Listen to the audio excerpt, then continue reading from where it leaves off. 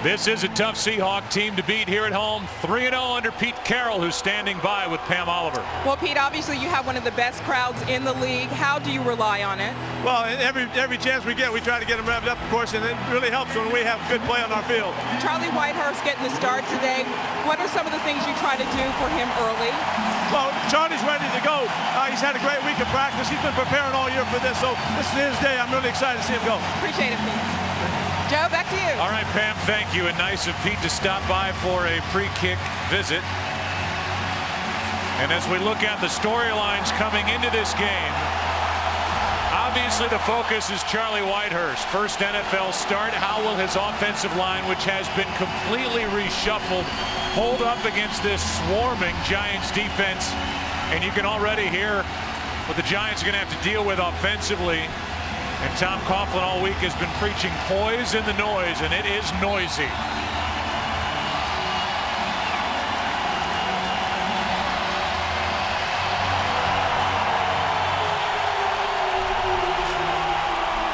Little pop-up kick. It'll take a bounce, trying to slow down Leon Washington. That was well placed by Lawrence Tynes. And Washington, who's returned 2 kicks for touchdowns this season, couldn't get his engine started in just an 11-yard return. Yeah, it's a great point, Joe, because coming into this game, the Giants know that Seattle's kickoff return team is outstanding. Leon Washington has been terrific, and so Lawrence Tynes, rather than concentrate on trying to get the ball into the end zone on a touchback, wanted to place it, and he did perfectly. So here is Charlie Whitehurst. It was traded here from San Diego. First NFL start.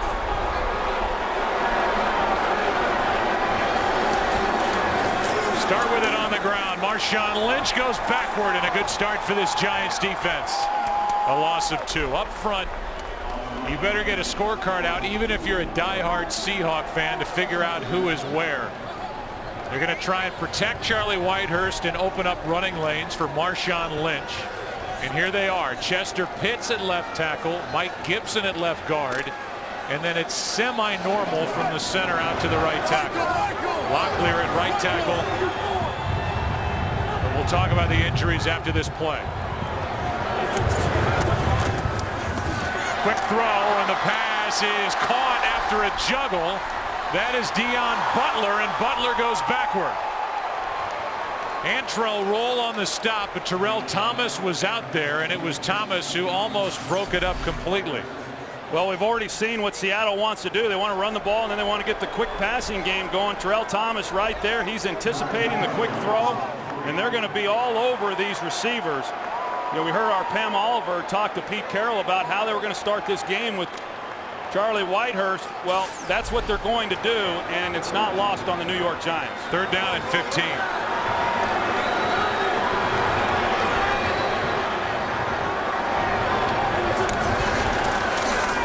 Quick setup and throw, broken up for Mike Williams. That'll bring up 4th down, and Thomas was involved on each of the last 2 throws. Well, coming into the game, we know in talking with defensive coordinator Perry Fuel that, you know, a young quarterback making his first NFL start, that, you know, these are the things that you like to do in order to get a quarterback who's young and inexperienced settled down early in a game. And Terrell Thomas comes up with a couple nice plays. John Ryan will punt it. Will Blackman, his first week with the New York Giants, former Green Bay Packer. It's his beginning in a Giants uniform, and he's tripped up. He stays up, and Blackman, now they're going to say he's down. Looked like he may have kept his knee off the ground. The call is down near the 40. Will Herring made the play defensively, and Blackman almost broke one on his first try. And here is Eli Manning. And Eli Manning, even with his 11 interceptions, has been in charge of an offense that's put up 30 points per game during an undefeated October.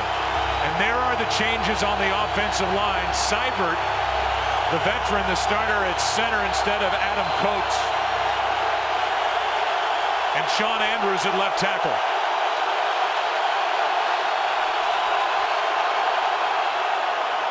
Bradshaw tries the right side. Nowhere to go.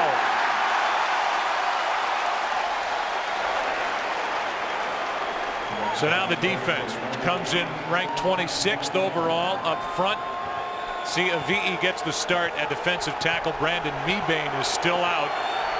There are the linebackers in the secondary, including the rookie Earl Thomas, who has 4 picks.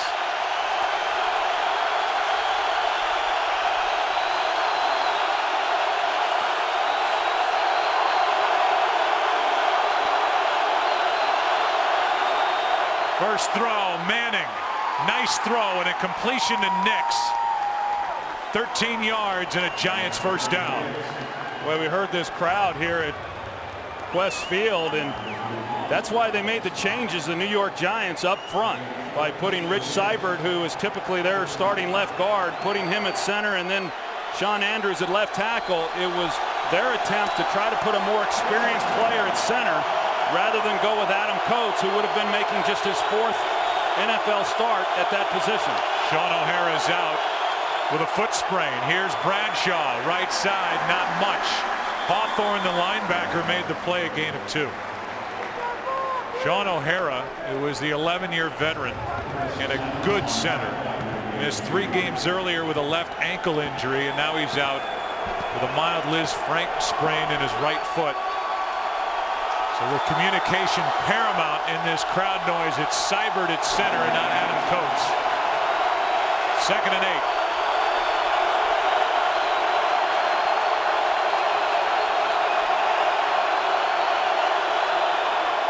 Handoff to Bradshaw. And Ahmad Bradshaw doesn't go down easily, and he stretches near the first down marker. They're going to mark him a yard short. 3rd and 1 coming up. Well, Ahmad Bradshaw, I mean, that's what you get used to seeing from him each and every week. I mean, for a guy who's no bigger than what he is, only 5'9", when he runs as a much bigger back. Very physical and great quickness and speed.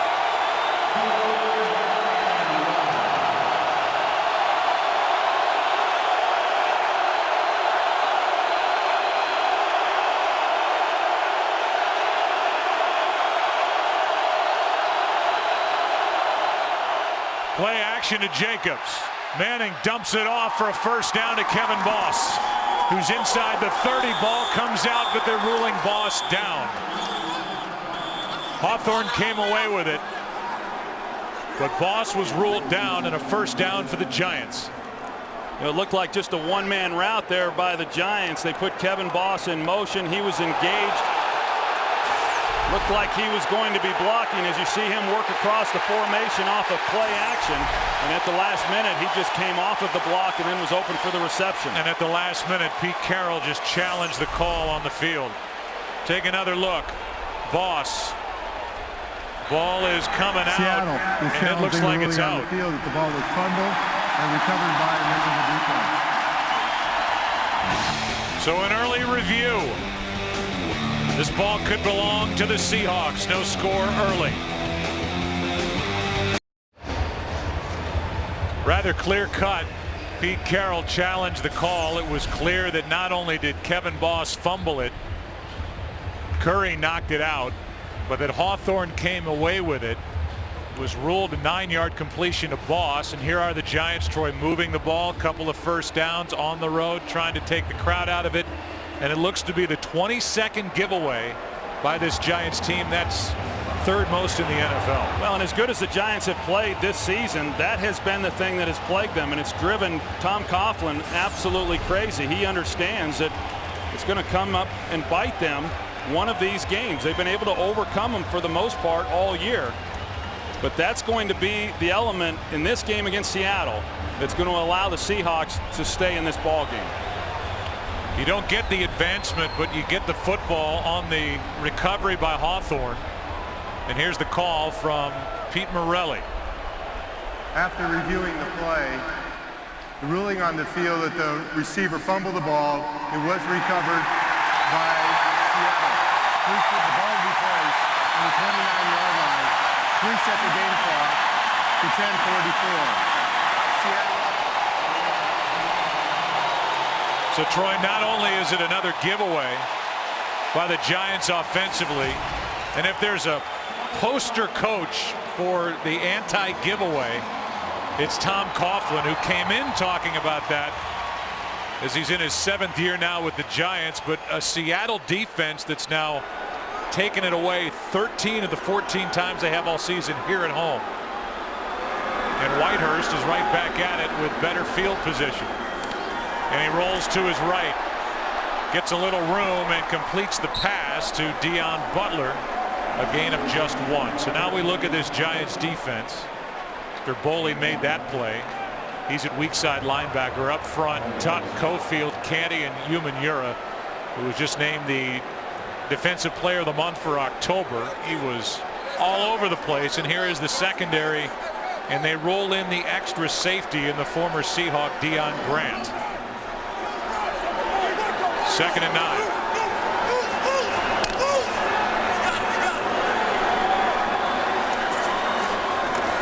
Another throw to the sideline and too high. Had Butler but missed him. A pretty good throw right there by Charlie Whitehurst. Kenny Phillips, the safety, trying to work under that throw, and it was a little bit high, but one that certainly could have been caught. And Charlie Whitehurst, we had a chance, Joe, to visit with him on Friday, and he wasn't real sure how he was going to feel coming into this game and making his first NFL start. He seemed like a pretty cool customer, and knowing that this is a great opportunity for him to showcase to this team what it is that he has. They gave up a lot to get him, both with a draft pick and then with money. Down the sideline, Butler again, overthrown. He's got a big arm, Whitehurst. He is the son of former Green Bay Packer quarterback David Whitehurst. Played in the late 70s, early 80s in Green Bay and preceded Lynn Dickey. And a collegiate player at Clemson. Saw him before the game. I said, how'd you sleep last night? He said, let's just say I was thankful for the extra hour as we turned the clocks back. I bet he didn't get much sleep. He didn't need that extra hour. Here is a punt hit by Ryan Blackman. Almost broke one his first time. He has no chance this time. Dexter Davis right in the face of Will Blackman, and a penalty flag is sitting down way back at the line of scrimmage. And they're going to ask the Giants sideline. It's an ineligible man downfield. Right now the ball's at the 24. Ineligible man downfield, number 58 of the kicking team. 5-yard penalty remains, 4th down. So instead of tacking on 5 and taking it out to the 29, the Giants are going to make Seattle punt it again. Well, and you look at Seattle offensively here, they've had 2 offensive possessions and 2 3-and-outs forced by the Giants defensively. And coming into the game, the Seattle Seahawks led the league in the most 3-and-outs offensively. And this man right here, John Ryan, 9 punts in last week's loss to the Oakland Raiders. And now out here today, he's already making his 3rd. It was Davis who made the play, and it was Davis who was guilty of being downfield too early. Ryan's had a good year. He might need to ice that leg down again after this one. 9.5 to go opening quarter, and Will Blackman, who's taking the place of Darius Reynaud, who's out with a bad hamstring.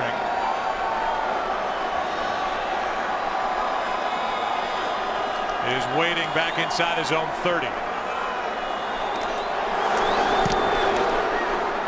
This one hangs up in the wind and almost goes backward, and it does after it bounces. Great field position for the Giants, who have turned it over once. Just a 28-yard punt. It is loud in Seattle, and there is no score. Giants picked up 24 yards of field position on that re-kick. First drive started at their own 39, this one at their own 48.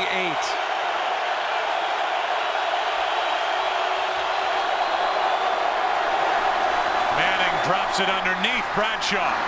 First down inside the 40. 13 yards, Ahmad Bradshaw on the little dump-off pass from Eli Manning.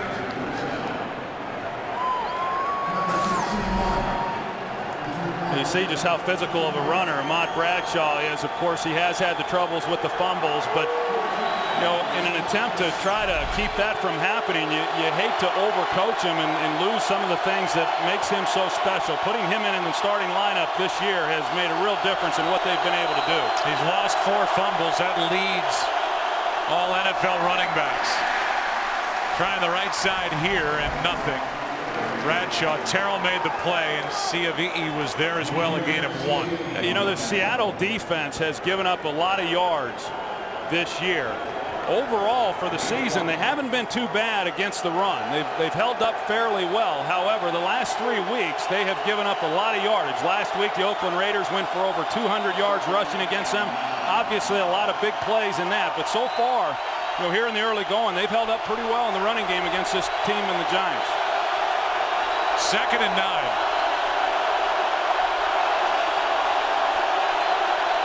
A blitz. Giants pick it up, and the pass thrown away over the head of Nix.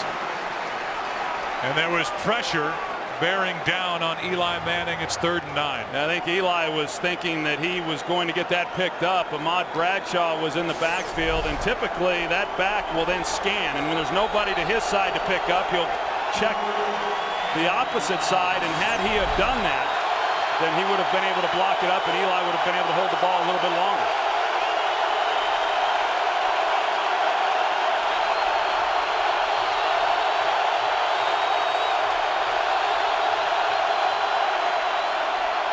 Manning throws, far sideline, broken up, but a flag. Trufant in the face of Nix. Did not get his head around, and a flag was thrown at that spot. Pass interference. Number 23, the defense. Automatic first down. Sean Andrews, the left tackle, does a nice job here. You're going to see Lawyer Malloy, who comes on the blitz. He comes out, picks it up, and it gives Eli Manning an opportunity then to step up in the pocket. Akeem Nicks, I mean, this is really where he's so good, because he's such a big receiver and a physical receiver at the point of the catch, and a nice call there by the official on the pass interference. Bradshaw gets around the edge and then gets smacked just inside the 20, a gain of 3. Aaron Curry over there to make the stop. Yeah, I talked about Ahmad Bradshaw getting the starting job this year. Lofa Tatupu, their linebacker, and talking with him, asked him, you know, who would you rather face, Ahmad Bradshaw or Brandon Jacobs? And he said, hey, Brandon Jacobs is an absolute beast. There's no doubt about that. But I'd much rather face the guy who's going to run over me as opposed to have to go chase a guy than Ahmad Bradshaw all over the field. That's the kind of respect that he has earned throughout this league. Adam Coates is in its center for the first time in this opening quarter. Pressure on Manning. Deal took care of his guy, and underneath it's Bradshaw for a first down to the 10. Ahmad Bradshaw getting a little workout here in the early going, and you know, hats off to Eli Manning the way that he is getting the ball out of his hands, because they're bringing some pretty good pressure right now off the edges, and because the protection inside, Coates doing a good job on that last one in order to shore up any type of inside pressure so Eli could get it out into the hands of Ahmad Bradshaw. 1st and goal.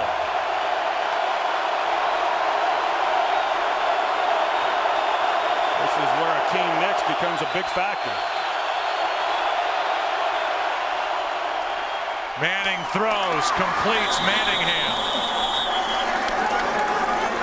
And Manningham is forced out at the 2, a gain of 8. Trufant out there to make the stop. And just to give stats to what you said at the snap, Akeem Nicks in the red zone with 8 catches, 6 receiving touchdowns in the red zone. This time Manning threw it to Manningham. And the reason why he's been so good is really for the same reason that he was able to draw that pass interference. He's just a big physical receiver who can go up and make the big plays. One-on-one with Trufant. Bradshaw pounds it inside, and he's in for the touchdown. Ran right through Lofa Tatupu, carried him into the end zone. And the Giants strike first here in Seattle. Well, David Deal making the start at left guard. He does a good job of sealing things off. And then you're also going to see Sean Andrews and Kevin Boss there at tight end. And Just a nice job up front by that offensive line.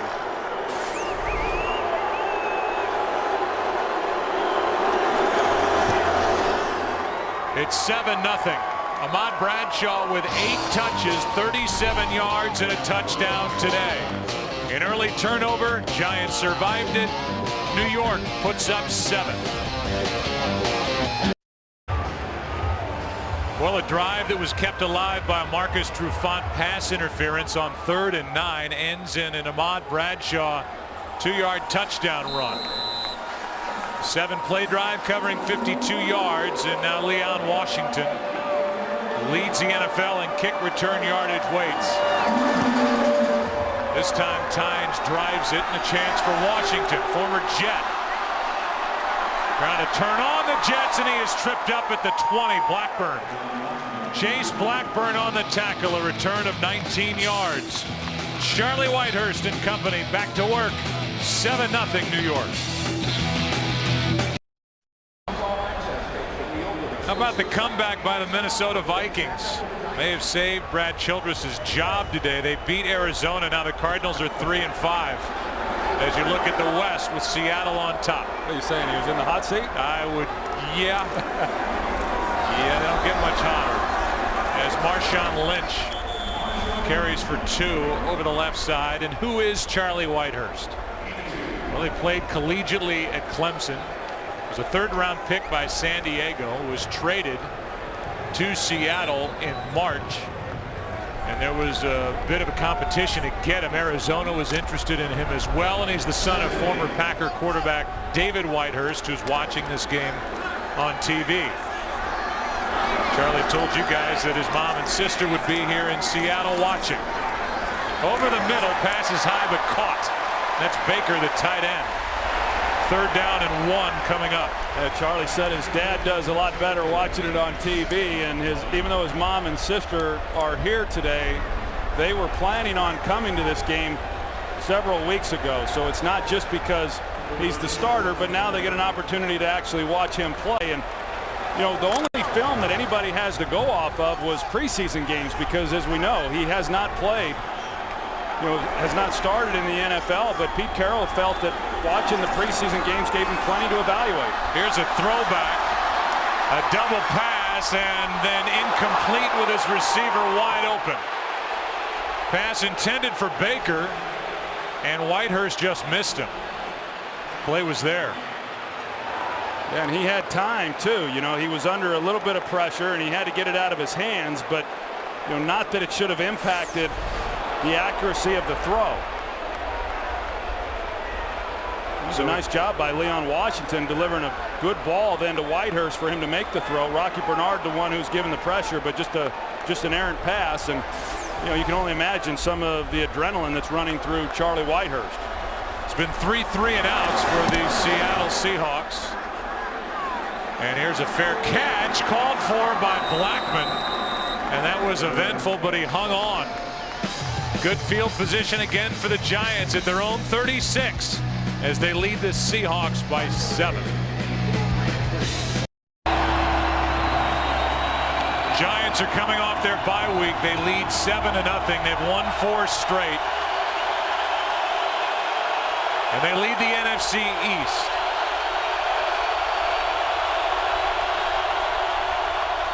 So far showing poise in the noise that Tom Coughlin was talking about.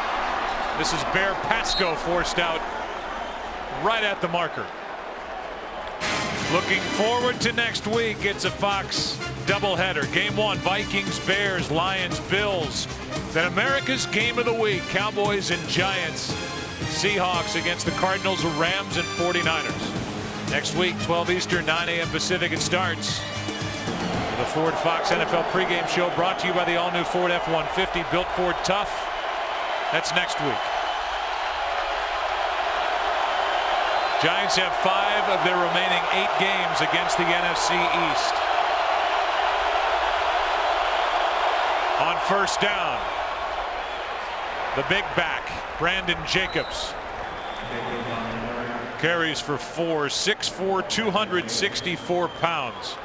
You know, one of the things the New York Giants are doing, you're going to see Adam Coates right here. He comes in at tight end. They had been using Sean Andrews in that role because they don't really have a true blocking tight end. And so they like to bring in an extra offensive lineman.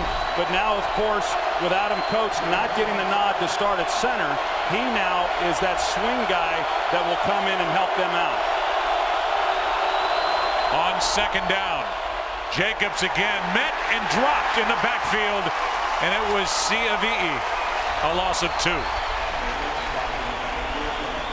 Junior Siavi'i, he's getting his opportunity today because of Colin Cole being down, and we talked about the injuries and all of the things that have taken place within this Seattle team, particularly on defense. They're also playing without starting defensive end Red Bryant, which Pete Carroll was very concerned about coming into this game and how it would impact their ability to slow down the run. It's 3rd and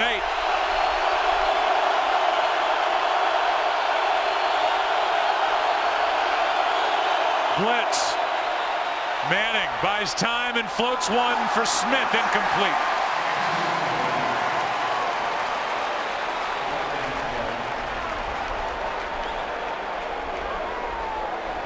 And there's a flag down on the field. Here's Pete Morelli. Illegal contact. Defense. 5-yard penalty, automatic first down.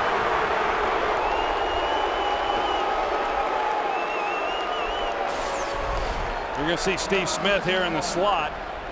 Called on Earl Thomas, the rookie safety.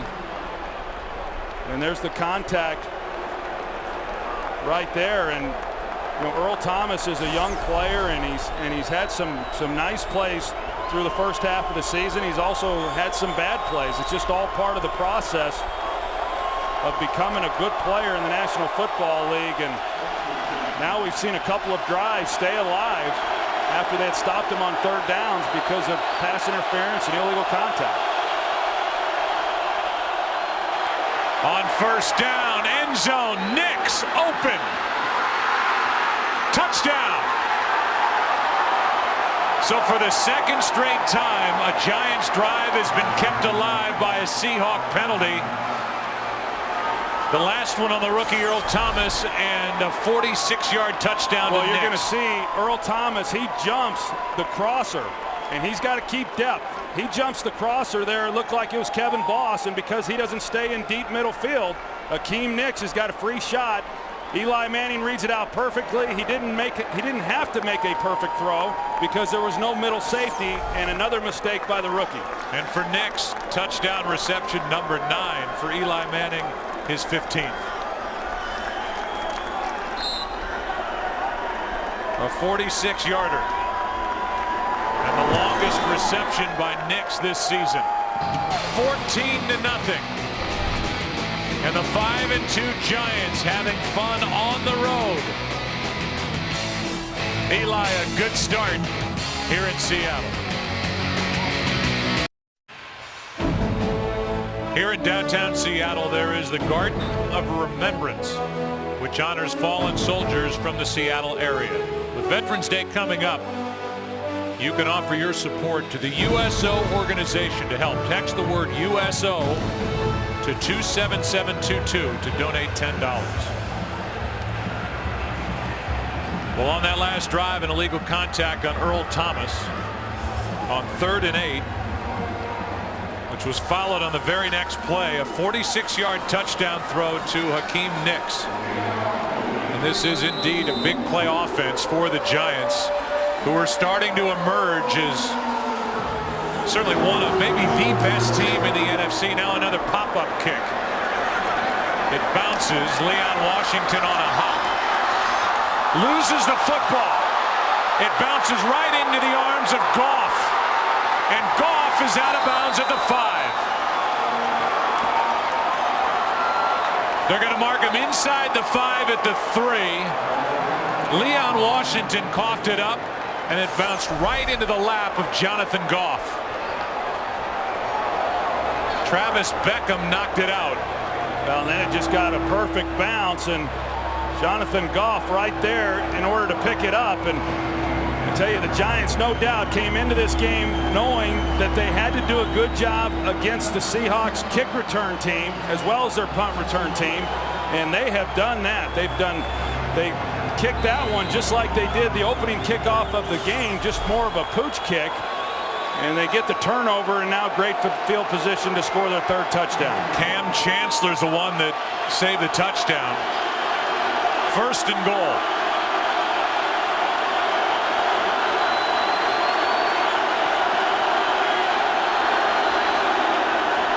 Bradshaw already has one, and now another. Touchdown Giants, and in a blink, they're an extra point away from a 21-0 start in Seattle. What a start. That's even with turning the ball over once in the opening quarter. You watch right here, Rich Seibert and David Deal, center and guard in the push, and Chris Snee in the middle. I mean, just a heck of a job up front of rolling up Seattle's defensive front and giving Ahmad Bradshaw a chance to get in the end zone. 2 minutes left in the first quarter, and this loud crowd has been all but taken out of it by the Giants offense, which is exactly what Eli Manning told us yesterday. The only way to cure that noise is to move the ball, start fast, and they've done it. Here's the 46-yarder to Hakeem Nicks. 14-0, and now Ahmad Bradshaw with his second touchdown run of the day. Well, we talked about it coming into this game, Joe. In order for Seattle to have a chance in this ball game, they were going to have to be awfully good on special teams, and they're going to have to be awfully good on defense, because offensively, as we talked about, going with Charlie Whitehurst, his first NFL start, you know, this offense has had problems, even with Matt Hasselbeck as their quarterback. And they've had to win with the kicking game and defense, and if they weren't great in those areas, they were going to have a tough afternoon. That's 2 touchdowns in 15 seconds, and now Charlie Whitehurst, you talk about a baptism under fire. Down 21-0, he'll be dropping back, and the Giants know what to do when the opposing quarterback does a lot of that. Brett Favre in the early game headliners, there's his day. A huge rally for the Vikings, who are still in it as they came back and beat Arizona. Peyton Hillis with a big day, and then Michael Turner in a win for Atlanta at home over Tampa Bay, but they had to fight to get it. Game break is coming up, and that bunch set. Now a line drive kick. We've seen everything from Lawrence Tynes. From outside the 10, it's Leon Washington. He needs to spark this team. Trying to outrun Ross. Duke Calhoun with the tackle. And a 57-yard return by Leon Washington. Well, we saw that bunch set by the Giants, and you know, that's an attempt then to try to confuse Seattle as far as who they're going to be picking up, you know, in the blocking. And you know, if you're going to get Leon Washington, you got to get him right there, because once he gets ahead of steam, middle return. Lawrence Tynes was the last guy who really had a chance before he broke it. That's tough duty right there, one-on-one, but great hustle there on the back end of it to keep Leon Washington from going the distance. That was the rookie free agent receiver Duke Calhoun on the tackle after Ross slowed him. And here's Lynch for 4. Here's Kurt Menefee with a game break. You mentioned Favre, the Vikings down 14 to Arizona, less than 5 minutes left at home. But with 27 ticks to go, Shanko with a touchdown reception from Favre ties the game, sends it to overtime, where Ryan Longwell kicked a 35-yarder to win it, 27-24. Vikings now 3-5. Joe? All right, Kurt, so for Favre, a career high in passing yardage today, and they needed every bit of it. Here is Lynch. He won't go down. A penalty flag is on the field as Marshawn Lynch with a spirited run. Oh my gosh. Trying to will his team back into the game, but there is a flag on the field.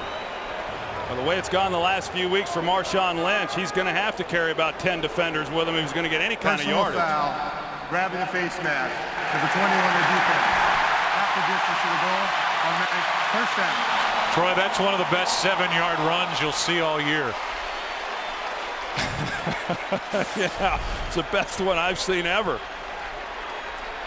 There it is on Kenny Phillips. On the left side of your screen, the face mask or hands to the face. Here's the run. Well, Marshawn Lynch, he joined this team. This is his 4th game now with Seattle, and here's a guy who was averaging right around 4.5 yards a carry during his first 4 games for Buffalo. He comes to Seattle, he's averaging under 3 yards a carry. It's been tough sledding.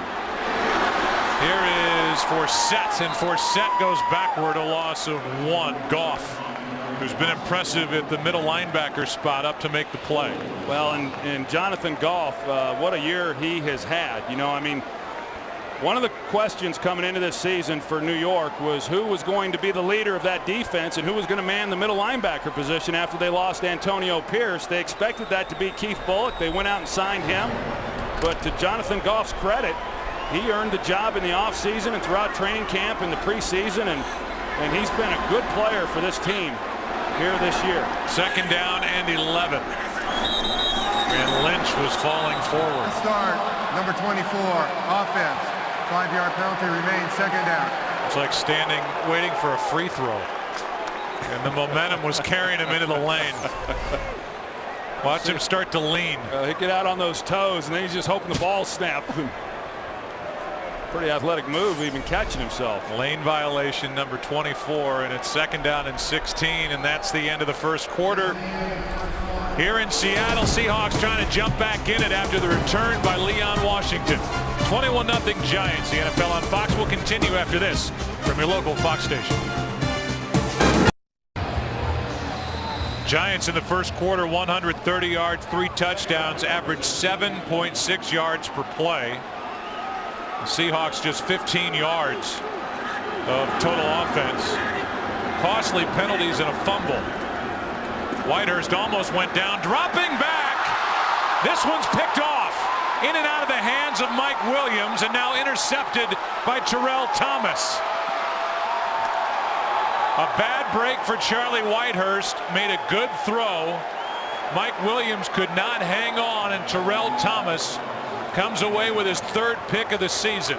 Charlie Whitehurst stumbles a little bit coming out of the pocket, but he delivered a perfect pass. Last week against Oakland, Mike Williams dropped one that might have been a touchdown. Here he should have made the catch for what was probably a touchdown, and because he bobbles it, easily touchdown. He's in the end zone at the time that he drops it, but a good job of concentrating there by Terrell Thomas after the ball was deflected off of Williams' hands. Another Seattle miscue. 28 yards on the return by Thomas, and already up 21. Here's Brandon Jacobs, and this defense is going to start getting worn out, which was the case last week in their loss at Oakland. Back to the interception. Yeah, I mean, Charlie, he knows where he wants to go with the ball. He delivers it perfectly, and these are the types of things that you just don't want to see happen to a young quarterback who is trying to settle in. I mean, he makes a good throw, and Mike Williams just unable to haul it in. But you called it, Joe. I mean, you look at this game so far here in this first half, and Seattle should be in it if it weren't for the mistakes, all of the mistakes that they've made that have led to the points and kept them from scoring on that last play. Play action on 2nd and 8. Time for Manning, and the pass is caught by Smith. Good low throw, and an even better catch by Steve Smith in front of Trufant. Well, in front of Trufant, because you don't get the linebackers running underneath that route because of the play action, and because the Giants are so good running the football, these things then allow the quarterback to throw just one-on-one routes. Great job by Steve Smith working around Trufant and then going and getting the ball.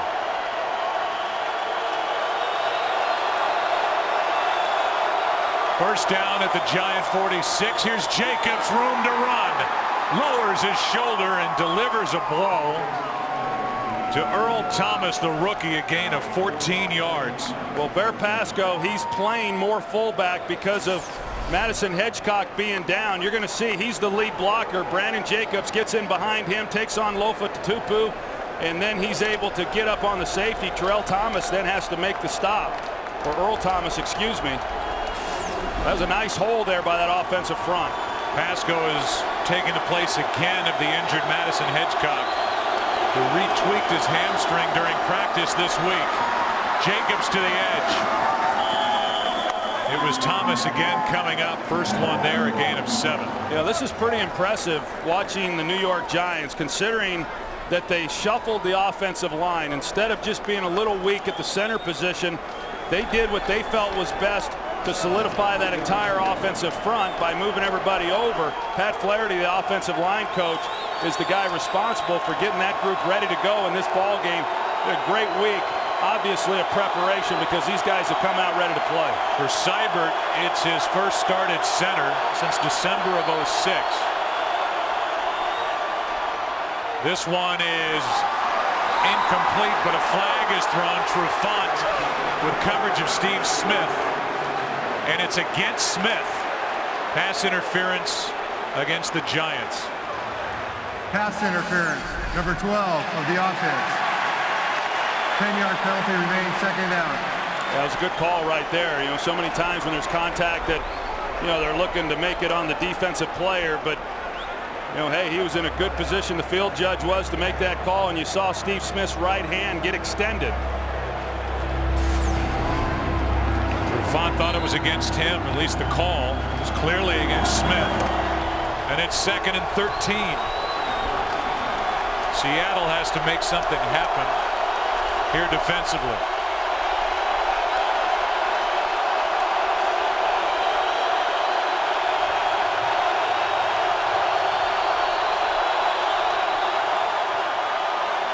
Pass is behind Nix. I think one of the things that has made this New York Giants offense, you know, so difficult to defense is, yes, they run the football well, but if you think back to last year, Steve Smith was their leading receiver. He had 107 receptions last season, and their second closest receiver was Mario Manningham. He had 50 fewer receptions. This year they've done a much better job of really spreading the ball around to their skilled players. 3rd and 13. Manning throws, the pass caught by Nix. First down Giants, and a big completion from Eli Manning. And they are going right at Marcus Trufant. Play after play, and this one good for 22 and a first down. Well, they really are. You see Akeem Nix, I mean, I don't know if he got away with a push there or not, but Marcus Trufant, he might have been anticipating the slant route, but he got hard inside, and Nix was about as open as you can get at the time Eli threw him the ball. First down at the 21.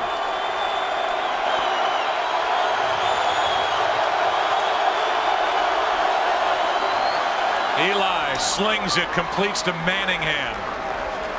It's good for 7. Let's go to Kurt for a game break. Nick Folk kicked the tying field goal at the end of regulation. Final play for the Jets to send it to overtime, and then a 30-yarder to win it for the Jets in Detroit, who came back from 10 points down in the fourth quarter for a 23-20 victory over the Lions. Joe, Troy, and Pam. Wow.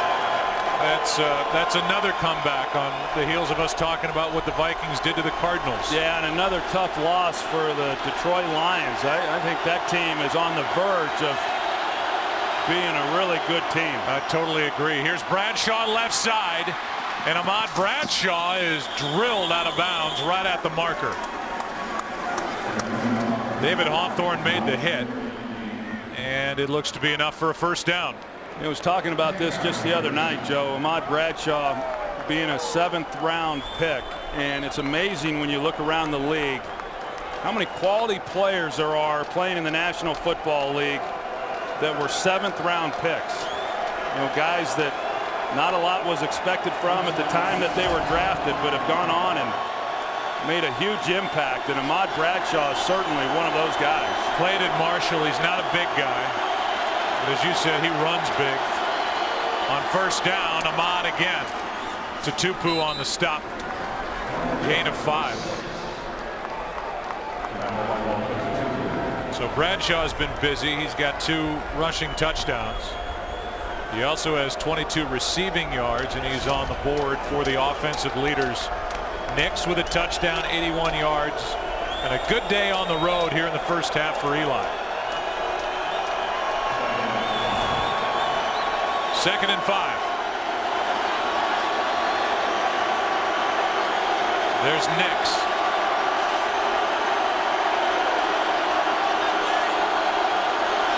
Pasco in motion. They go to Nix, and the pass goes right into the ground as the Giants work into the wind. And there's a penalty flag on the far side of the field at the 10. As it is 3rd and 5. Illegal shift. Offense, number 86 is going down prior to the snap. 5-yard penalty, still 3rd down. It's against Bear Pasco. And they're going to take the penalty. It's still 2nd down.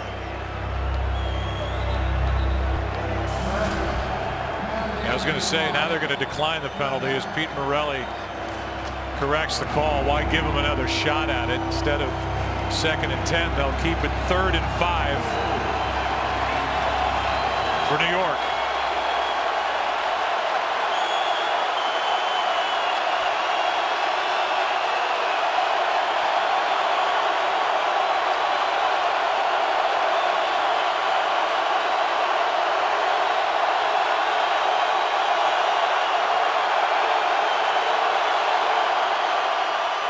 Manning over the middle. It's Smith for the touchdown.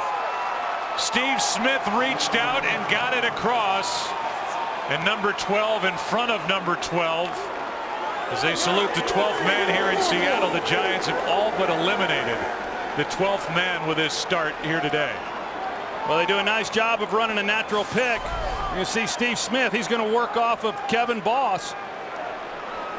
You see that right there, and so it creates some traffic, but an excellent job by Steve Smith of extending the ball to get it across the goal line. 28-0 with 9:15 left in the half. Eli Manning has thrown for 2. This is 2nd of the day. Number 12 gets it in. 28-0 Giants.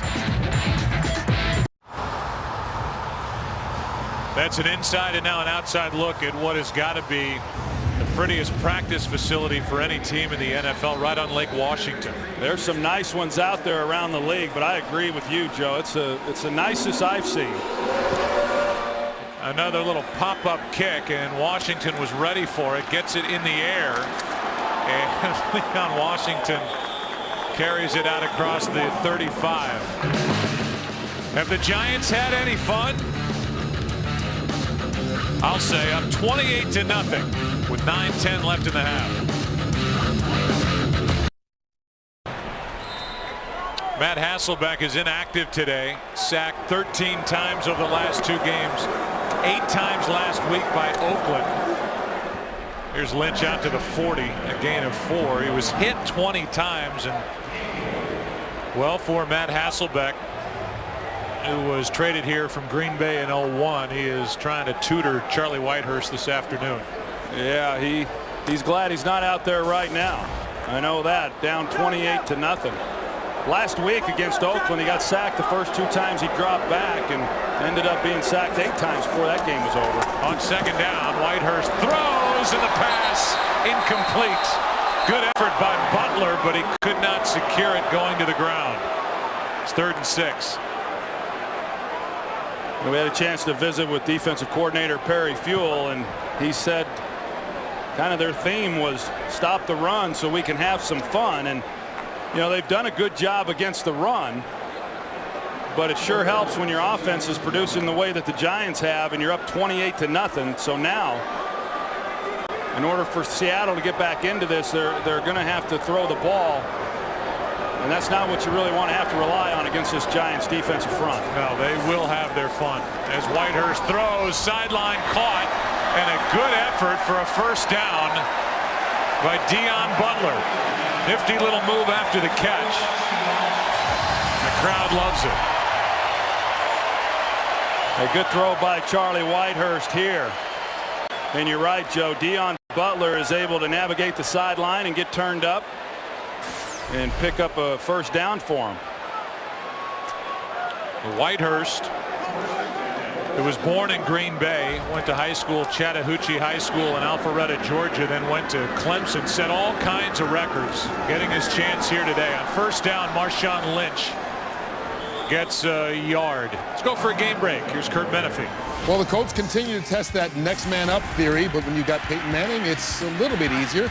Jacob Tamme, the tight end replacing Dallas Clark, scores in Philadelphia, and they pull a little closer to the Eagles, 13-7 in the second quarter. Joe, Troy, and Pam. You know, as long as that next guy up is not someone replacing Peyton Manning, they'll be okay. They'll be okay. They've been okay. You saw the stats for Peyton. Here's Carlson, the tight end, with his first catch. Goff makes the stop. By the way, Peyton Manning, he's playing at Philadelphia, is making his 200th consecutive start. Eli is making his 95th consecutive start. So in the Manning family, they grow them tough and rugged, and they answer the bell as Eli answers the phone every week. I know that means a lot to both of those quarterbacks too, as it should. When you think about it, you know, for Peyton Manning not to have missed a start, and he's not made up any ground on Brett Favre since he got in the league. Yeah. Favre with another and a big comeback win today. It's 3rd and 5. Whitehurst throws and completes for a first down.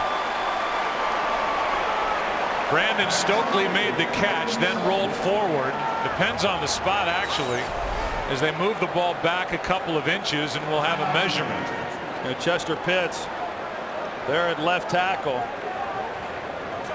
OC put an inside move on him, and I know in visiting with offensive coordinator Jeremy Bates, they said that they were just happy that Chester Pitts was able to finish the game last week at guard. He's making his first start in a number of years at left tackle today. By the time Stokely was tapped, looked like he had enough for a first down as he rolled, but they moved it back a couple of inches, and that's how far they're short. And when you're down 28-0, I think you go for it. Yeah, I was going to say, it wasn't a lot of drama in that spot, or that measurement anyway, knowing that whether they got it or not, if they didn't, they were going to have to go for it. There's offensive coordinator Jeremy Bates, who was the offensive coordinator a couple of years ago for Mike Shanahan in Denver, and that was the year Jay Cutler was a Pro Bowl player and threw for 4,500 yards, orchestrated the #2 offense in football that year. Whitehurst will keep it, gets shoved from behind, and has enough for a first down. No question as that push got him across the marker. It's a first down, Seattle. You know, old Charlie Whitehurst, he got a little upright trying to pick that one up. I think he's got, you know, he's learning on the road right now, but, or on the run anyway, but he's got to be able to get down a little bit lower trying to pick up this first down on a quarterback sneak. Forsett with that little shove just in case. So a conversion on 4th down makes Seattle now 3 for 7 in that category offensively this season. And Whitehurst slings it, caught by Williams. And if nothing else, you want to see what Whitehurst can do as he settles down into this game, trailing by 28.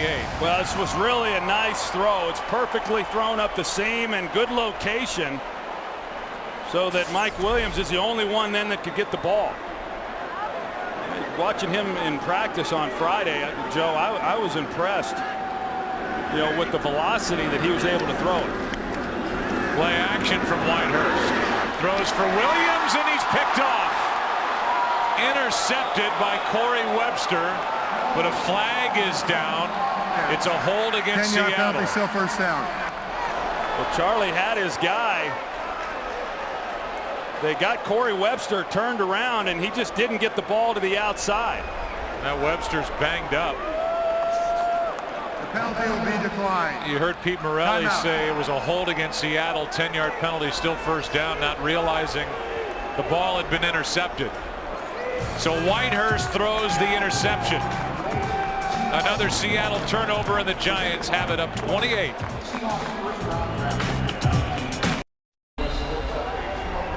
Corey Webster, who just came up with his second interception, is taken off. They say it's cramps for Corey Webster, so it doesn't appear serious. What is serious is the work by this offense of the Giants, who turned it over the first time they had it. Now they've have scored 4 straight possessions. And Ahmad Bradshaw carries over the right side for 6. Trufant on the tackle, and we go back to that penalty on Sean Locklear. Yeah, you're going to see him at right tackle, and that's pretty much a hold right there. OCU Manure. Here's the route. Good route. He actually had Corey Webster beat, but Whitehurst has got to get that throw out on the sidelines. Had he have done that, that would have been an easy completion, but because it was behind him, gave Corey Webster an opportunity to make up ground and then get the interception. Good job by him. But that was all a result of a poor throw by Whitehurst. 2nd down and 4. Play action from Manning, who airs it out for Smith. And broken up by Trufant. And I mean, every time you look up, they're going at Marcus Trufant, whether it's with Nix or Steve Smith or Manningham. It's against number 23. Yeah, and Marcus Trufant is their best corner.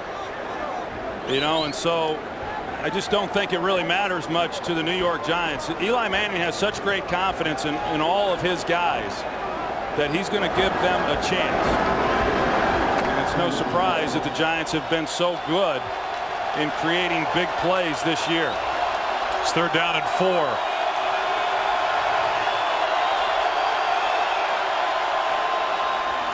Pass caught by Manningham, making a move, has a 1st down and more. Manningham is dragged down inside Seattle territory, a catch and run of 32. Will Herring made the tackle. What a day for Tom Coughlin's team here in Seattle. Well, Roy Lewis, he has an opportunity to make a play. They run the wide receiver screen, number 34, and he just fails to come up and make a play. Shouldn't have been that difficult of a tackle for him to make. He was unblocked. And then once he doesn't make the play, then you saw that they had some blockers out in front. Under 4 to play, 1st down, New York. Oh, what a catch and throw. How good is Nix becoming on the outside? Here's Kurt Menefee with a game break. Kansas City and Oakland. Kansas City's Matt Castle hooking up with Veron Tucker. They reviewed it. It was called a touchdown, 11 yards on the score. His first NFL reception for the rookie free agent out of Cal. 10-0 KC in Oakland. Joe, Troy, Pam. All right, Kurt, right when we went to the game break, Kareem McKenzie went down and is laying on his back inside Giant territory. They look at the 10-year pro out of Penn State. We'll take a break.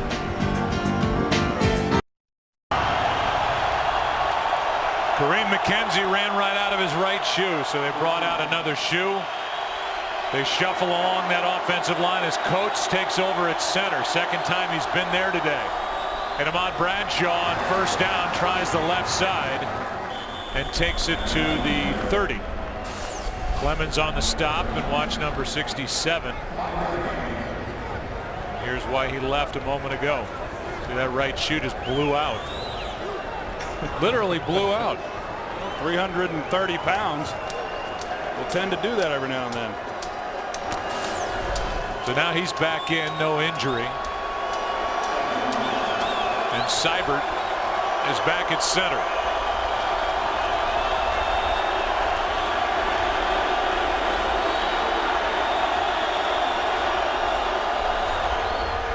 Here's Bradshaw underneath, making a move and reaching for the 1st down. Good effort by Ahmad Bradshaw at the end to get 7 and a 1st down. Tonight on Fox, Halloween isn't over until the Simpsons say it is, with the all-new Treehouse of Horror and the Bloodsuckers are hungry for Homer. The episode you've been waiting for is finally here. The all-new Simpsons Treehouse of Horror tonight at 8 Eastern, 7 Central, right here on Fox. And you see the Giants have lived in Seattle territory as we come up on the 2-minute warning. What a half for the Giants. As good as it gets on the road, up 28-0 and knocking on the door again. Visa halftime's coming up with Kurt, Terry, Howie, Michael, and Jimmy. An update on the Eagles and Colts, who rules the NFC South. And by the way, in the 2nd half, Michael Strahan will join our broadcast from the plush set out in LA. Here's Eli Manning completing to Steve Smith. who's wrestled down at the 15, a gain of 8 by E.J. Wilson. Well, here's Sean Andrews at left tackle and Chris Clemens for the Seattle Seahawks. And Clemens has done a nice job this year of putting some pressure on the quarterback, and heck of an athlete for such a for defensive linemen and a guy that can really get up the field. But Sean Andrews doing a good job. Here's Bradshaw on 2nd and 2, and he just fights his way for a first down. How about the Giants and how they fell into Sean Andrews? And I think it's about time that their general manager, Jerry Reese, gets some credit as a timeout is taken here by the Giants. Andrews is added. He is a former first-round pick and a Pro Bowler with the Philadelphia Eagles. Had bouts with depression. Was let go by Philadelphia. The Giants wanted to add him. He's 6'4", 335. Now has proven he can play, Troy, all over the offensive line. And they've needed him here today. They've needed him as an extra offensive lineman. And his brother, who was with him in Philadelphia, was traded, Stacey Andrews, to Seattle. There he is prior to the start of the regular season. Yeah, both of those guys were expected to really anchor that offensive line in Philadelphia, but it just never happened. Out of the shotgun, here's Bradshaw trying to pick his way to the end zone. He gets to the 6, maybe inches inside it. Trufant on the stop.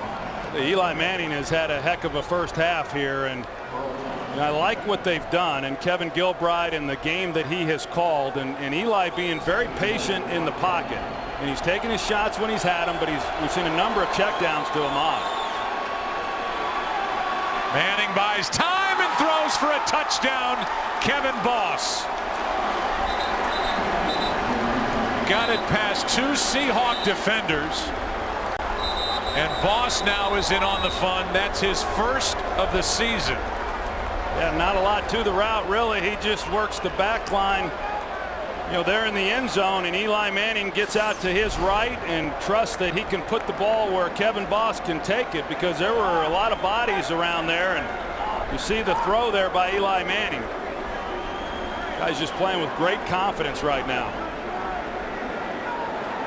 Eli Manning's thrown for 3 touchdowns. They're looking at Earl Thomas, the rookie safety, who's flat on his back in the end zone, tapping on his left ankle.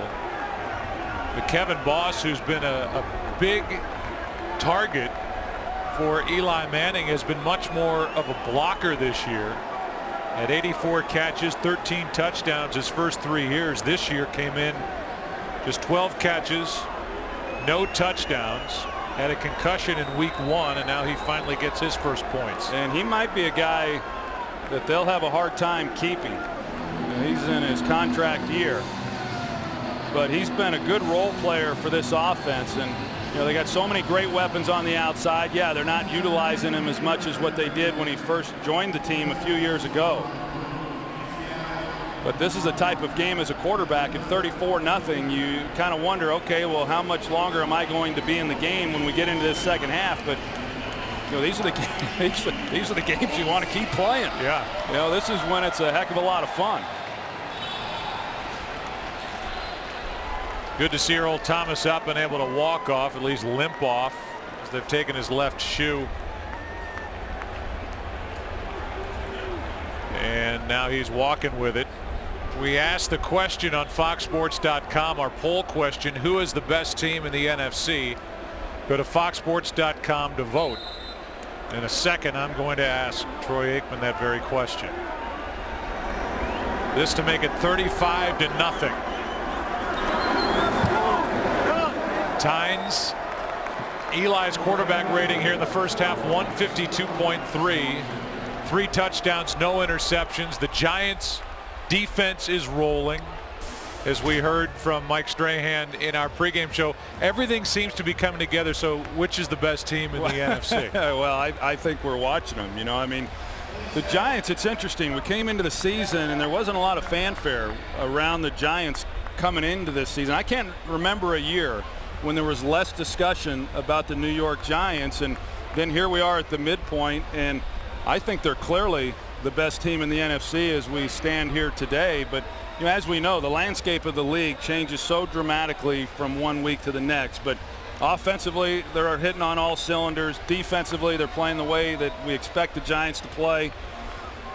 You know, they're going to have a hard time losing games unless they beat themselves, you know, with the turnovers, and that's the thing that they're trying to clean up. You know, after the 1-2 start, you started hearing, well, Bill Cowher's right around the corner. I mean, he's working for CBS. He's right there if he wants to get back into coaching. Good luck. Heads up Tom Coughlin, and now here's a team that's on their way to their 5th straight win. Well, I asked Tom Coughlin the other day if the Giants have put Tiki Barber on the payroll yet. You know, I mean, every time he's come out and said something, this team's gotten on a roll. And, you know, since that time a few weeks ago, they've won 4 straight. Here is a roller off the foot of Tynes and into the arms of one of the Seahawks. That's Chris Baker, the tight end. And Seattle has it 47 seconds left in the half. Next weekend on FSN, it's a college football Saturday Big 12 doubleheader. First, Daniel Thomas leads K-State against Blaine Gabbert in powerful Missouri. Then Texas A&M looks to shut down Robert Griffin and Baylor's drive to a bowl berth. Who will rise and fall in the Big 12 college football Saturday next weekend on FSN. Check our local listings for the start in time in your area. Whitehurst throws, has a man, and completes to Stokely. Whitehurst kind of hanging his head going down the field a little bit. He has thrown 2 interceptions, 8 of 15, 59 yards. But you can see some glimpses here with the kind of arm strength he has as he's getting his feet wet, his first NFL start. Yeah, and it's different, Joe. I mean, I don't care how many preseason games you play in, until you get into a real game with live bullets, it's a different speed. Whitehurst throws it away. Nothing out there on the edge with Mike Williams, who's back in the game after basically eating his way out of the league. A guy who ballooned up to 300 pounds after being the 10th overall pick by the Lions. And then he bounced around, went to Oakland, went to Tennessee, was out of the league, and he played collegiately for Pete Carroll. Pete gave him a shot, and he came into this game as their leading receiver. Well, and it wasn't surprising that the teams that gave him a shot after he left Detroit were all teams that had a coach on the staff from his time at USC. Whitehurst bobbled the snap. Penalty flag is down as the pass is caught one-handed by Forsett. Holding, number 75, offense, 10-yard penalty. Still second down. That's Locklear guilty again. He's one of the regulars on this offensive line, and he was holding out on the edge, and it was Tuck. Yeah, well, Justin Tuck, you see, they ran a twist there on the outside. He was coming inside, and you know what happens for these offensive linemen when they start holding like that, it's because they've gotten out of position, and clearly Sean Locklear, you know, didn't get moved to where he was squared up on Tuck. But you know, overall, I was getting ready to say that I think this offensive line, considering how dominant this team is defensively and getting pressure on the quarterback, has held up fairly well. 31 seconds left in the half. Whitehurst in trouble. Shows off his arm strength. Pass is incomplete. It'll be 3rd down. Tuck with more pressure. One of the guys making the start out at left tackle is Chester Pitts, who hadn't played in over 14 months since a severe knee injury. Played a little bit last week at Oakland, but last played left tackle in 2005 for Houston. Was told by doctors he would never play again after his knee injury last September, as his MCL was torn off the bone. And you can only imagine the amount of hours and hard work so that he could get back on the field. He's out there working against Human Europe. Pass underneath is complete. That's way short of first down yardage. Forsett made the catch. And it's 4th down. Seattle will take a timeout with 12 seconds left in the half. You know, go back to Mike Williams. You know, as I was saying, that once he left Detroit and he went to Oakland for a brief stop, that was because Lane Kiffin was there, who had been the offensive coordinator there at USC under Pete Carroll. And then he went to Tennessee, and Norm Chow was the offensive coordinator at Tennessee, and he had been with SC as well. And you know, all of these coaches including Pete Carroll, saw how talented he was and what a gifted player he was at SC, and they all knew he had that kind of ability in him. It was just a matter of getting it out. So Pete Carroll said, I'm not surprised by anything that he's done since he's been here, but you talk about how he ballooned up to 300 pounds. You know, when he showed up here in Seattle, he was in great shape, and I know watching him on the practice field on Friday, it's hard to believe that he at one time had gotten that big. Well, he's always had the great hands, and he's always had the ability to use his body. It's still a big body to position himself in front of a defender, and now he's in much better shape at 235. On fourth down, pass is incomplete. Seahawks will turn it over on down. 7 seconds left, and this will be a 35-0 lead at the half with 7 seconds to go. And for the Giants at the half, it'll be their largest lead since November of 1959 against the Redskins. 299 yards, 5 straight touchdown drives after that opening drive fumble. Eli Manning 3 touchdown passes, and Ahmad Bradshaw 2 touchdown runs. This was a thorough beating here in the first half by the visiting Giants.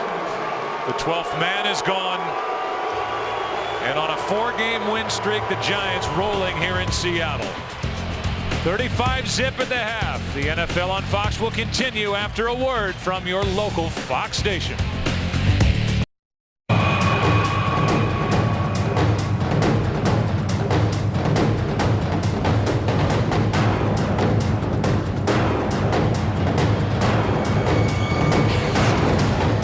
That dramatic music makes it seem like it was a dramatic first half. It was anything but. You can get NFL on iTunes, full games, highlights, and more at itunes.com/NFL. And I guess the question is, what do these two teams want to accomplish here in the second half? Seattle wants to get their young quarterback Charlie Whitehurst settled in and show something here today, while the Giants want to get out of here without anybody of significance getting hurt. Looking for their 5th straight win. And Will Blackman on his first day returning kicks and punts for the Giants. Penalty flag comes in as Blackman gets to the 20.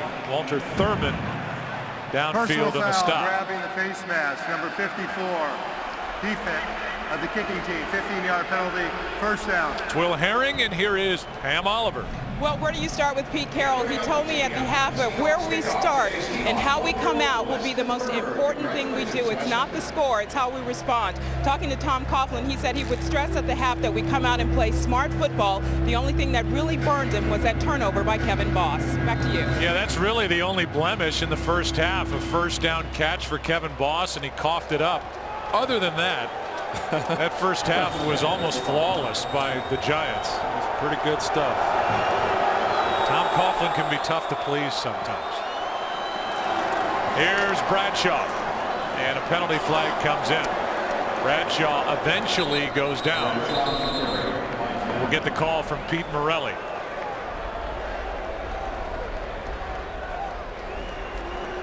Holding, number 61 of the offense, 10-yard penalty, still first down.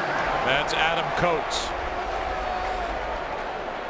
And you can see what the Giants have done as Coates now is in the middle of that offensive line. There are the first half stats, and it's significant. You know, I think all week everybody wrote about Adam Coates getting his 2nd NFL road start, and because the crowd's out of it, now they move Seibert back to left guard, and Coates now is the center for Eli Manning with Sean O'Hara out with a bad foot. Here's Bradshaw, and Ahmad up to the 29.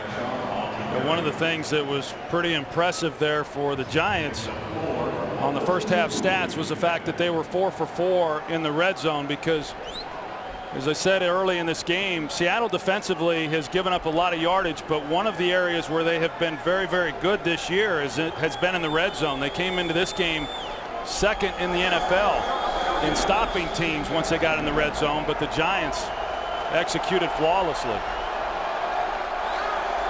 It's a strength for the Giants. They came in tied for 2nd in the NFL with their touchdown percentage inside the red zone. As Troy said, 4 for 4 today. Play action from Eli Manning, who has time and throws behind Beckham, the tight end. The offensive leaders for the Giants. Get to see the numbers for Eli Manning. 3 touchdowns, 2 rushing touchdowns for Ahmad Bradshaw. And Hakeem Nicks just gets better and better. And I started to say, Troy, you have to credit Jerry Reese, the general manager. Last year was the Giants' first real year without a go-to guy, the Plexico Burris, and all of his trouble. But this year it's just all blossomed on the outside for Eli Manning, with Nicks and Manningham joining Steve Smith, who had a big season last year. It's 3rd and 16. And this one's blown dead before it starts. False start. False start. And Brady to the offense. 5-yard penalty remaining. 3rd down. No, you're right, Joe. I think if you look at the Giants, and Eli Manning has got to be really enjoying what they've done in getting players around him. You're right. Plexico Burris obviously no longer around. Steve Smith, okay, a slot receiver. How good will he be on the outside as the #1 guy? He's been terrific. And then you bring in Hakeem Nicks and Mario Manningham too. A very probably underrated guy with great speed and awfully good big play ability. It's 3rd down and 21. Manning with all day. Over the middle, throws low, and Nicks can't hang on. Kelly Jennings on the coverage. What Eli Manning said about his receivers, he said last year we got away with some things because Nicks and Manningham were athletic. Now they get it. They're confident we can work together, and they come to him with questions. He'll go to them with pointers, and the whole group in the receiving department for the Giants all working together, and it's shown up in big plays. And then with their ability to run the ball the way they have. That Dodge hits a good one. Dodge his first punt. Leon Washington on the return. 50-yard punt by the rookie Dodge. And just a 5-yard return. Calhoun on the stop. And a stop for the Seattle defense. They have it down 35. Back to work is Charlie Whitehurst. Down 35, and Boley makes a play on Marshawn Lynch.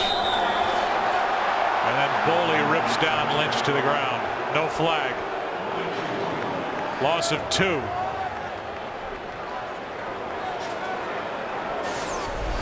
You see Michael Boley, he's over the slot tight end, and he just comes in, and John Carlson is the guy who is expected to block him, but he anticipated the run to his side and was able to beat the block and make a nice play. 2nd down and 12. There's Carlson making the catch. And a good tackle out of the edge by Corey Webster. Gain of 5. Carlson not as involved as he has been. 20 catches coming in. Former 2nd-round pick out of Notre Dame in 08. It's 3rd and 7. Yeah, John Carlson's had a nice start to his career. 50+ receptions each of his first 2 seasons. Pretty versatile player for the Seahawks. There are the numbers for Charlie Whitehurst. Traded here from San Diego. And he wasn't ready for the snap. Just able to get back on top of it, and not much has gone right in the starting debut of Charlie Whitehurst. And the frustration for head coach Pete Carroll. Well, it looked like the ball was snapped before Charlie was ready for it. It was a good snap, but it just came at the wrong time. Charlie's trying to figure out what's happening along the defensive front and where his blitz pickups might be. And Chris Spencer snapped it. So John Ryan to punt.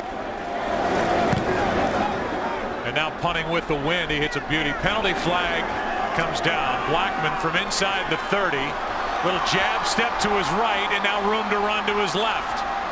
And a good return by Will Blackman, who's showing the Giants something here today. And the penalty is against Seattle. Again, an ineligible man downfield. They'll decline the penalty. Ineligible man downfield. 59 to the kicking team. The 5-yard penalty will be added to the end of the run. 1st down, Timeout. So the Giants will keep the return. They'll tack on 5 at the end of the play. 22-yard return by Will Blackman. 35-0 New York. David Deal left for a moment. They looked at his x-rays. There they are right there. Negative on his hip. Pro Bowler last year out at left tackle. And so, Coach Aikman, you coach the New York Giants right now. How long do you go with Eli Manning in a 35-0 game? Well, you try to, I think, get him through the third quarter anyway. Here's Brandon Jacobs going to break it. How big is this run going to be? All the way down to the 10. Forced out by Earl Thomas, and he busted loose for 38 yards. You see Brandon Jacobs just off tackle to the right side, and Kareem McKenzie doing a good job, and Brandon Jacobs being very patient, and another 20-plus yard run for the New York Giants. And anytime you run the ball the way that the New York Giants have and you rattle off that kind of yardage, you know, you had Ahmad Bradshaw coming into this game leading the NFL in 20-plus yard runs. You better have good blocking on the outside by the wide receivers, and they get that. 38 yards from Brandon Jacobs, who just lowered his shoulder into Lofa Tatupu. That was the longest run of the year by Jacobs, who now gets to do what he does best, and that is run over somebody. Well, and I said earlier, Lofa Tatupu said that, you know, he'd rather have to take on the guy that will run him over as opposed to having to chase a guy like Ahmad Bradshaw. He might reconsider that statement after Brandon Jacobs just lowered the boom on him. 2nd and goal. 7 tackles today for Tatupu. That one he felt.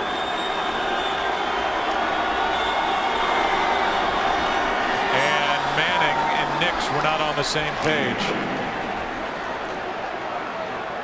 It'll be 3rd and goal. Here's another look at that run by Brandon Jacobs when he lowered himself right on low. Oh, this is the long run here. And then Ahmad Bradshaw over on the sidelines cheering him on. I think that's been a pretty good combination, obviously, between the two and their styles of run. But you know, they each do support each other, and I know that sometimes that's difficult to do, but they've fostered a relationship here in New York that's been awfully good for this team. The combination, 20 carries, 111 yards on the ground. Smith almost had his 2nd. Throw a little away from him. Wasn't set up for it, and it's 4th down. And then you're going to see Ahmad Bradshaw do a good job there on Will Herring in pass protection. I'm awfully impressed with Ahmad Bradshaw and his toughness and the things that he does besides just run the football. 25-yard try now from Tynes. It's a red zone stop in essence for the Seattle defense for the first time today. Field goal try, no touchdown, but 3 more points. It's 38-zip. 38-0. Bradshaw's been busy from the start. All Giants here today. Well, the old Seahawks over the last 6+ quarters have been outscored 71-3. They lost 33-3 at Oakland, trailing 38-0 here, and Tynes pops it up. And from outside the 30, it's Baker on the return. Actually, Cameron Mora took it as Tynes is trying to keep it away from Leon Washington, and we will not keep it away from Michael Strahan, the Super Bowl champion defensive end from the New York Giants and now part of Fox NFL Sunday. Hi, Michael. How are we doing? I'm doing great, man. How you guys doing? Well, we're doing well, and Troy and I talked before the game. We enjoyed the piece you did on the Giants defense, and they look good again here today, don't they? Yeah, they look really good. You know what? They're not letting off. They're coming right at Charlie Whitehurst, and it forced them into some mistakes earlier already. It's a 1st down for Charlie Whitehurst and Marshawn Lynch. I mean, the running game now, you're just trying to do something to get anything going offensively for Seattle as Lynch gets 1.5 yards. Well, I think the big thing for Charlie Whitehurst is they still got to try to protect him, Joe. And as Michael knows, I mean, these guys up front defensively, if it becomes that type of game, which it will be if they decide they're going to try to get back into it, it's going to be hard on this young man. Well, the Giants are licking their chops, but they're going to stop the run throughout the game. That's the #1 focus. It's 2nd down and 8. OCU Manura coming off the edge. Might have been lined up in the neutral zone as Marshawn Lynch carries it for 2. Hey, Michael, let's talk about OCU Manura. I mean, last year was a down year. He missed 1 season with an injury. But it seems like the fire has been restarted, and I mean, his month of October was as good as it gets for a D lineman.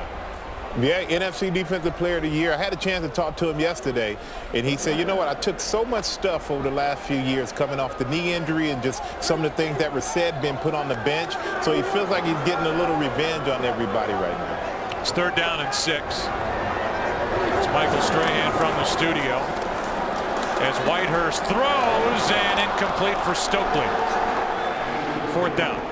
You know, Michael, it just seems to me watching this defense, especially, you know, after what was a disappointing year a season ago, it's a group that is having fun again. And that's something that they didn't seem to be having a lot of, you know, last year.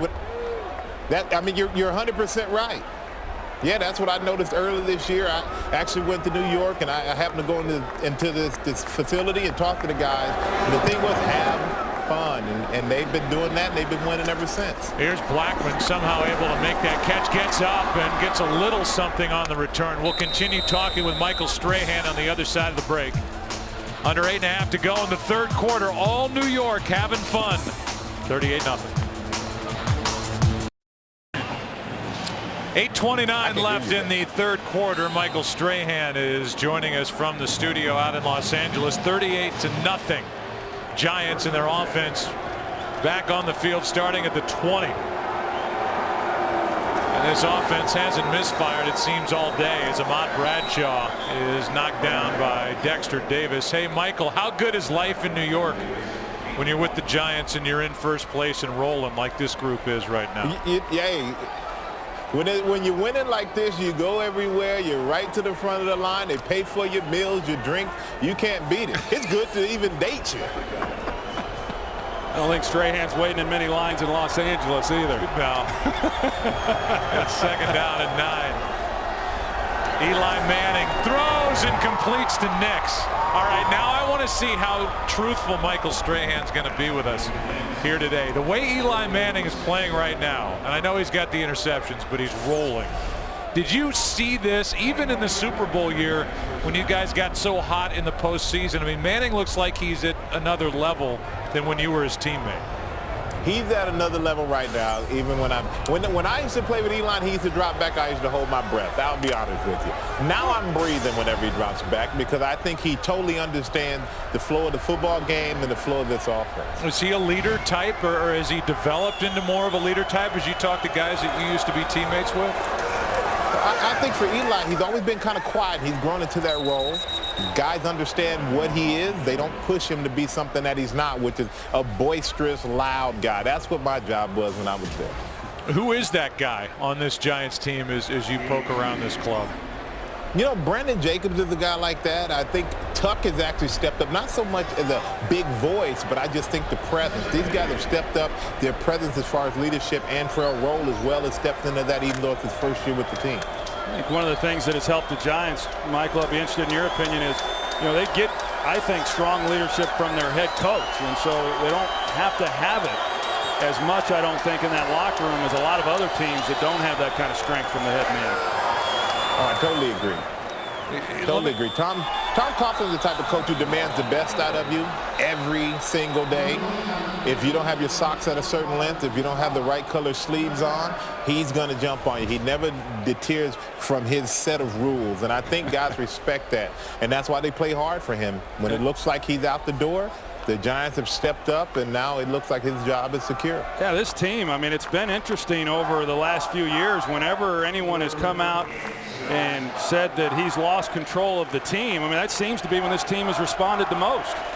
Yeah, you know, it's a shame that it has to be like that. I'm sure he feels that way, but they responded really well. Now, like you said, they look like the best team in the NFC. On 3rd down and 6, Manning slings it, pass is caught for a first down. Hakeem Nicks, who is really developing into one of the big threats in the NFC. Coughlin, Mike, is in his 7th year.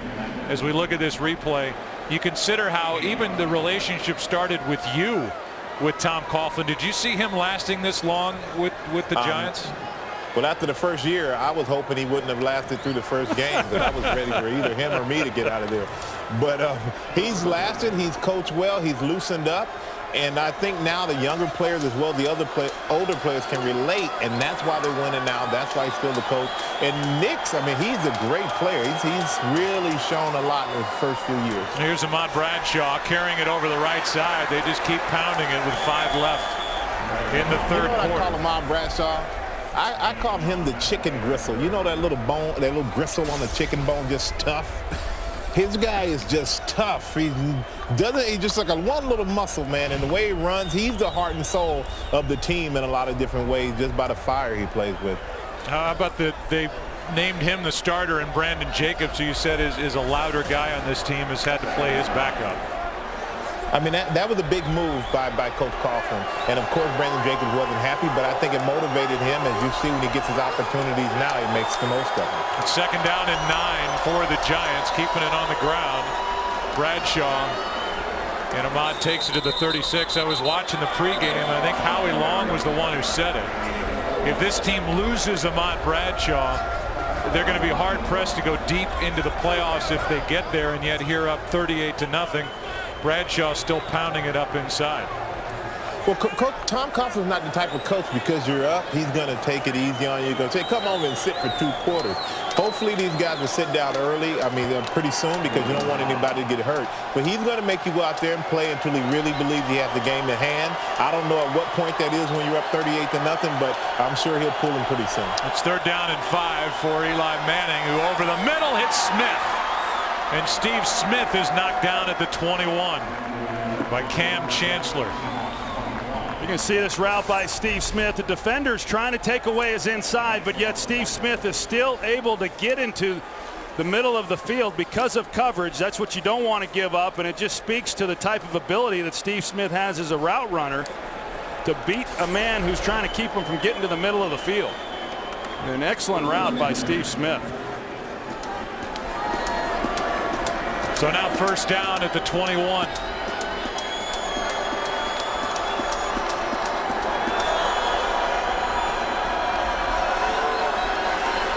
Manning throws and completes. Manningham. Hey, Michael, let me ask you, if you're on Seattle's defense right now and Eli Manning is still out there and you're a prideful player like I know you were, you're getting beaten up 38-0, you're looking for a shot at Eli Manning, aren't you? Well, you're not necessarily looking at a shot at Eli Manning. Obviously, you're not beating the guy in front of you. You'll never see Eli Manning. So try to beat that guy in front of you once or twice and see what you have from there. But I was always under the impression that if they scored 35 in the first half, we can score 35 in the second half to catch up. You never want to quit.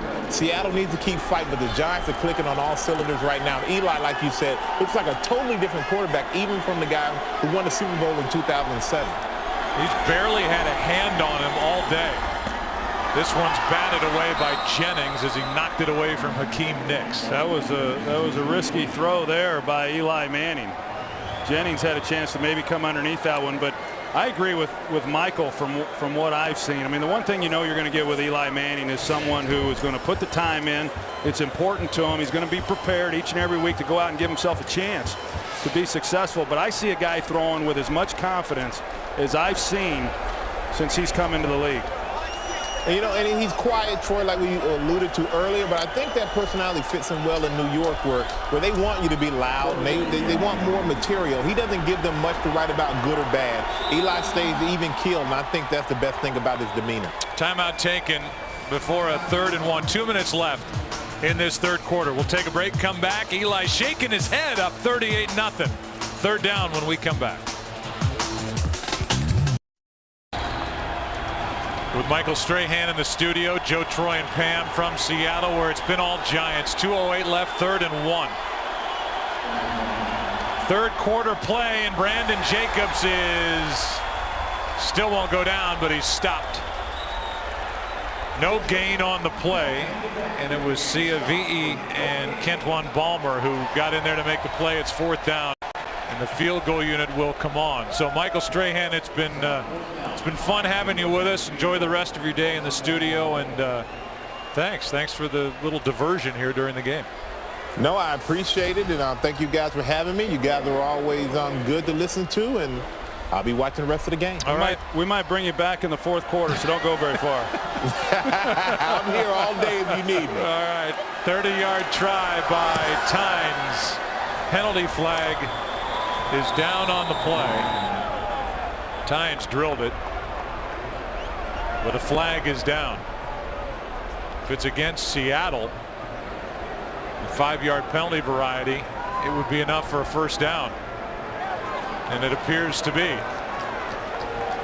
I mean, nothing is going right for Pete Carroll's Seattle team here this afternoon. The offense for the Giants coming back on the field.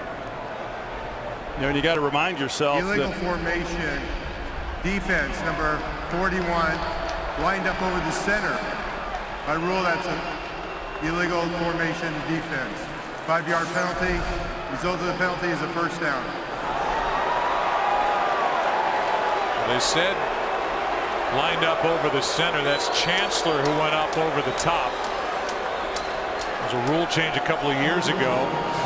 And so by penalty, it's a 1st and goal for the Giants. Well, we've had a few of those today, but you've got to remind yourself this was a Seattle team coming into this game today that was leading the division.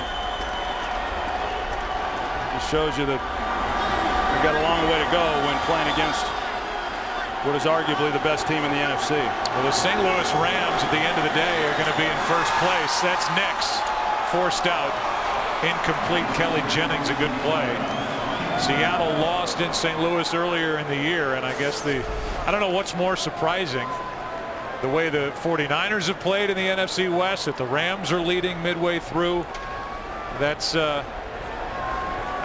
shocking development for a team that's got a rookie quarterback in Sam Bradford. Yeah, they found themselves a good one there, and I was going to say the Giants, boy, they sure haven't taken their foot off the gas. You know, here at 38-0, and still throwing the ball and doing the things that they want to do, and that's kind of been the way they've played all year long. 2 weeks ago against Dallas, had that game in hand, and we're still throwing the ball, and they're going to remain aggressive.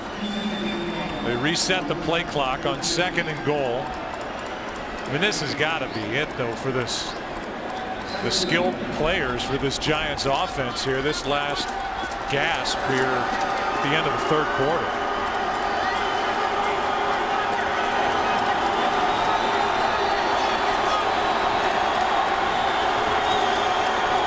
Second and goal. Nix trying to get a block. Penalty flag is down, and it's an offside against Seattle. And Nix gets up limping. It looked like Chris Clemens was Offside. about 4 yards offside. Number 91. After this and that's what this is what you worry about. I mean, you got to play. You can't worry about injury all the time. But you know, Akeem Nix, as we've talked about throughout this game, he's having himself a heck of a season, and they can't afford really to lose any of these type of players. Take a look at the tackle by Trufant. Nix limps over to the sideline. I mean, as you said, not only are their starters still in there, but they're still throwing it. Under a minute to go, 3rd quarter. Nix on the sideline. They keep it on the ground with Bradshaw, who's already rushed for 2 touchdowns. And it's 3rd down, Giants. Ciavi'i made the stop, a gain of 1.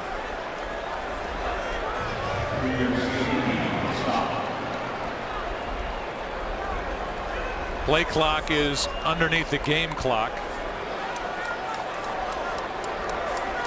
So there'll be another play here in the 3rd quarter. Well, we'll get an idea here as to how badly the Giants want to come away with a touchdown, as to whether or not they elect to keep it on the ground or if they're going to throw something up outside, either to Steve Smith or Mario Manningham. That's Smith in motion, play action. And this one's batted down as Manning was looking for Smith. I mean, this looks like a team that's trying for a higher BCS ranking. Still throwing it in the end zone. Smith already has one, and it was Cam Chancellor, the rookie, 5th-round pick out of Virginia Tech. You know, I do know this, Joe. I mean, you get into a game like this, and then when you do start to let up a little, that is when you start having some of those injuries. This is a difficult thing to try to coach through, you know, here in this next quarter. 2 for 2 is Tynes. We are through 3 quarters here in Seattle. 41-0, Giants on top of the Seahawks.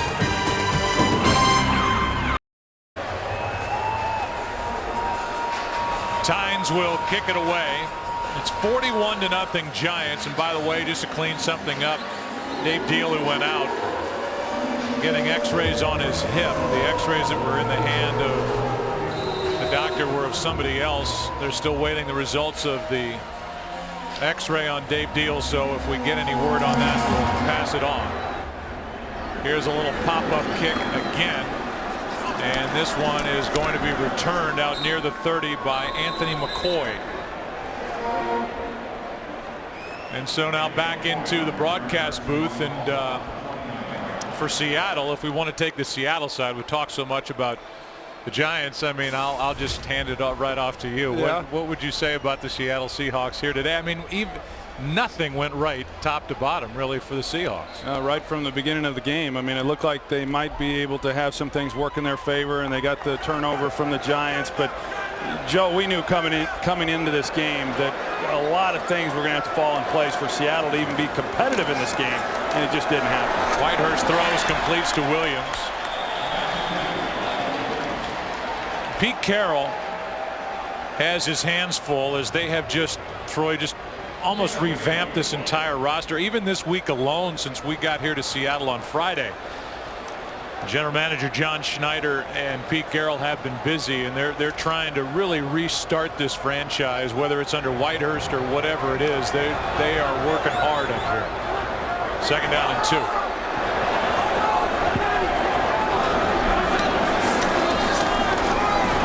Here's Lynch right up the gut. Biggest run of the day, and Marshawn Lynch is to the 35.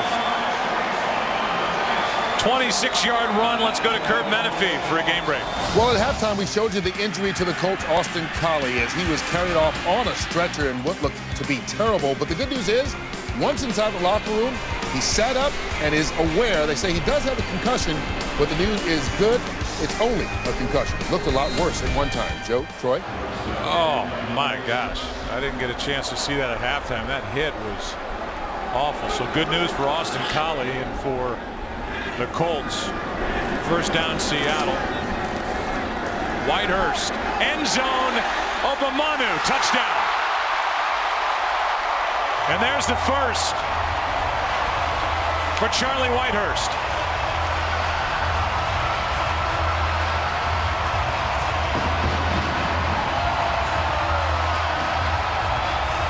Well, they got the nice run from Marshawn Lynch on the previous play, and Obamanu is on the outside. He's working against Corey Webster, and Charlie Whitehurst just lays it out there. I didn't see exactly what happened with Corey Webster there on the outside to let Obamanu get as open as what he did. 41-7. Well, just when we get finished saying nothing's gone right for Seattle, something went right. Marshawn Lynch, the big run. Obamanu with a catch. And the first touchdown pass in the career of Charlie Whitehurst. In Seattle, first points of the day for the Seahawks. It's 41-7. Well, Peyton Manning in a game with the Colts at Philadelphia. Eli Manning, his day appears finished here in Seattle. An impressive day for this Giants offense. And Blackman will take a knee. We'll take a break. And Sage Rosenfels will take over. Eli Manning's work is finished.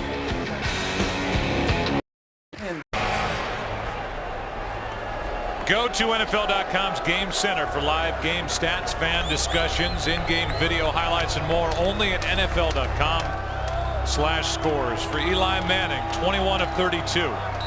290 yards. Akeem Nicks looks like he's fine. 3 touchdowns, no interceptions. Very good day for Eli Manning, and the Giants are on their way to their 5th straight win. Rosenfeld's in at quarterback. DJ Ware is in at running back, and he gets it over the right side. Let's go for a game break. Here's Kirk. Well, the Raiders aren't rolling like they did last week against Seattle, but nonetheless, tackle-eligible play puts them in front of Kansas City. Khalif Barnes, hey, the big man celebrates. It's a 14-13 lead in Oakland in the 3rd quarter. Joe, Troy, and Pam. And as you look at the AFC West, there's Oakland right behind Kansas City, so a big touchdown there. And Campbell, here's Coates in a seated position. Campbell's rallied that team, even though head coach Tom Cable said Gradkowski is our starter when he comes back from injury. They look at the left leg of Adam Coates. We'll take a break. Adam Coates able to get up and walk off even with a limp. And Mitch Petrus comes into the game. 3rd center of the day for the Giants. Centers it to Rosenfels, and the handoff is to Ware. He picks up a 1st down for the Giants. Does not go down easily. First of all, the injury to Adam Coates going over the body of DJ Ware and banging his right knee on DJ's elbow. And then Mitch Petrus coming into the game, the 5th round pick out of Arkansas. He was going to make sure he got out on the field before they called him back. It was his chance to play. He wasn't going to miss out on it. Now Seibert shifts back over to center. Petrus at left guard. And DJ Ware at tailback. He's going to be busy, Ware. And DJ with a nice run over the right side. 5 yards. Next week it's a doubleheader here on Fox. Vikings and Bears, that's turned into a bigger game after what happened today, especially with Minnesota coming back for that win at home over Arizona. Our Lions and Bills, then America's game of the week. Cowboys and Giants, Seahawks, Cardinals, or Rams, 49ers. That's at 12 Eastern, 9 a.m. Pacific. And here's Mitch Petrus, who is pulling and made the block on Curry.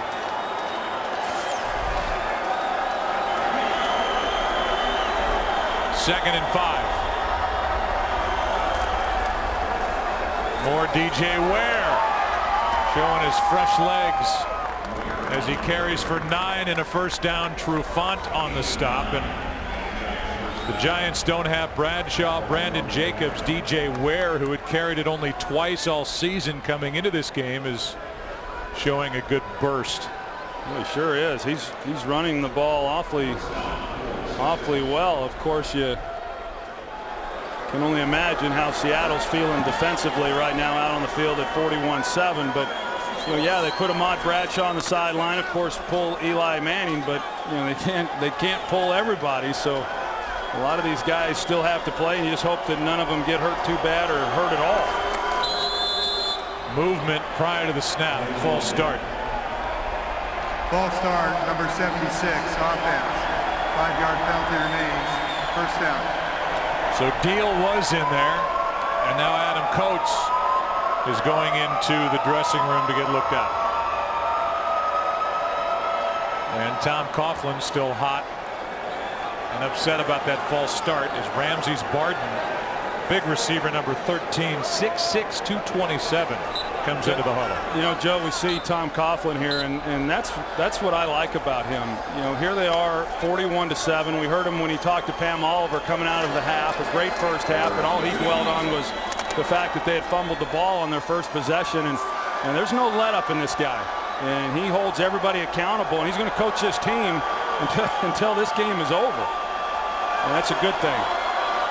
It's 1st and 15, toss to Ware running right.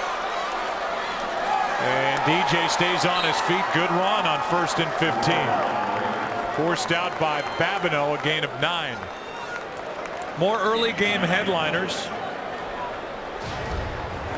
Phillip Rivers, who had thrown for more yards than any quarterback after 8 games coming into the day. 295 more, 4 touchdowns and interception. Chargers trying to get up off the deck. Sanchez in that come from behind win over Detroit, and Drew Brees and the Saints in his day. Those 4 touchdowns for Phillip Rivers, good for anybody who has him on their fantasy team. He says with a wink and a little sparkle in his eye. DJ Ware again picks up 4. How is your fantasy team doing, by the way? I was gone for 3 weeks doing baseball. Not real good. You know, you've got to go in there weekly and adjust the roster, and something that I have failed to do. So I had a few guys playing that were actually not even on the field on some weeks. I did not know Super Bowl champions made excuses. I was playing with a half a roster. Half a deck, not half a deck, whatever. You are what your record says you are, as Ware carries it over the left side. Now you look at the Giants offensively as well as defensively, you know, coming into this game and where they ranked. Well, offensively speaking, they came into the game 3rd in the NFL based on total yardage, and that ranking's going to go up after this game. And then defensively, you know, right now Seattle with just 158 yards of offense. Pretty dominant performance on both sides of the ball. It's interesting for the Giants, as I mentioned in the first half. 5 of their last 8 games are in the NFC East. Only team they played within the division was Dallas before their bye week. Here's Jacobs back in the game. Brandon Jacobs carries it and picks up 6. You look at the upcoming schedule. This isn't all of it, but the next chunk of it is at home against Dallas. That's a late game next weekend here on Fox. At Philadelphia, Jacksonville, then back in the division with Washington. And they end the season at Minnesota, at home against Philly, at Green Bay, at Washington. That's how the Giants end their season. And they'll lead their division after 8 games. Here's DJ Ware for another first down. Go back to that previous run by Brandon Jacobs and Lofa Tatupu coming in to make or attempt a tackle. I mean, you know, Brandon Jacobs, as we know, is 265 pounds. Lofa Tatupu is listed at 250 pounds, and I asked him, because I sure didn't see it, you know, how much he really weighed, and he said about 230 pounds. I just don't know how a guy plays linebacker, middle linebacker in the NFL at that weight. I mean, he's a heck of a player, but that's tough duty there. Here's Ware. Ware not brought down initially as Hawthorne missed the tackle, a gain of 6.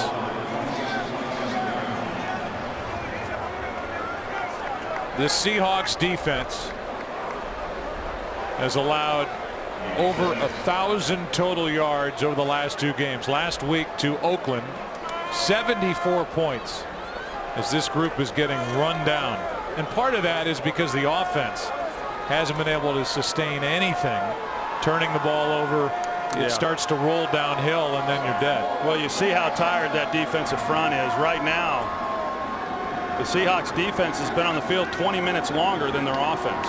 It's 2nd down and 4, and a handoff is to Ware, who has another first down. The ball pops up and then right back into his belly. First down Giants with under 6 to play, and it's an impressive drive put together by the Giants, who haven't quit, and in the run game they're running it right down Seattle's throat. Yeah, this is a heck of a drive for that offensive line and taking time off the clock, and for a stadium that we came into the game talking about, you know, the 12th man in the crowd, it's pretty sparse out there right now. It's a great facility. The way they have the roof on each side, the east and west side of the stadium, it holds the noise in, kicks it back down to the field, but they haven't been loud here in Seattle since the first quarter. Here's Ware again to the line of scrimmage. That's it. Tonight It's Fox Hollow Scream Sunday with the all-new Simpsons Treehouse of Horror you've been waiting for, followed by the Cleveland Show, Family Guy, and American Dad. All-new Hollow Scream episodes start tonight at 8 Eastern, 7 Central here on Fox. We'll be in New York next weekend for the Giants and the Cowboys, with John Kitna at quarterback for the Dallas Cowboys. Well, and the Cowboys at 1-6. They've got a game tonight at Green Bay, and pretty good chance they'll be 1-7 facing the Giants next week. On second down and 10, here's Jacobs. Gains 3. I mean, so much to talk about with regard to this division. You've got the Dallas Cowboys, who have seemingly wasted a ton of talent. Now they're playing without Tony Romo, their quarterback. You got the Washington Redskins, who are in a bye week, who had all the controversy with Donovan McNabb being pulled at the end of the game last week. And then you've got the Eagles, who are playing the Colts right now as they welcome Michael Vick back to their starting lineup. It's third down and 7. Seventh time inside the red zone for the Giants, and Brandon Jacobs still running hard. Picks up 3. Let's go down to Pam Oliver. Pam. Hey, Joe, just wanted to give you a couple of little updates. Adam Coates, you saw him go into the locker room. What they're saying now about that is it's a sprained knee. Hakeem Nicks, he just had his ankle rolled, and he's just out because of the score. Back to you. All right, good. Well, that's good news for the Giants, for Hakeem Nicks.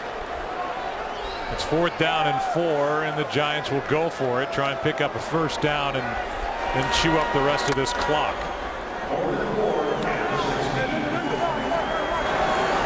A methodical march down the field for the run game of the Giants.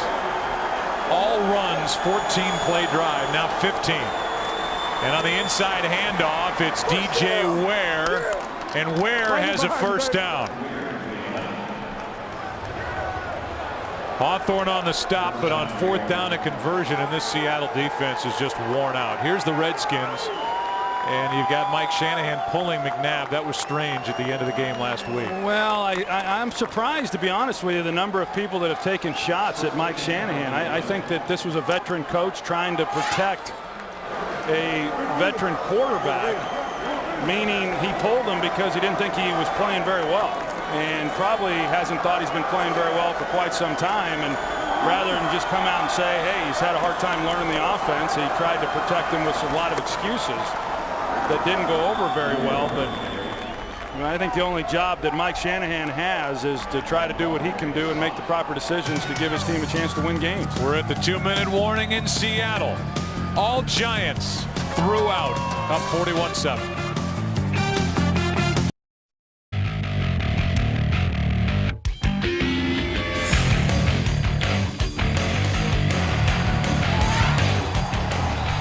Some of that enthusiasm that you saw along the sideline for USC. Pete Carroll is watching his team lose big for the second straight week, and they're about to slide to 4-4. You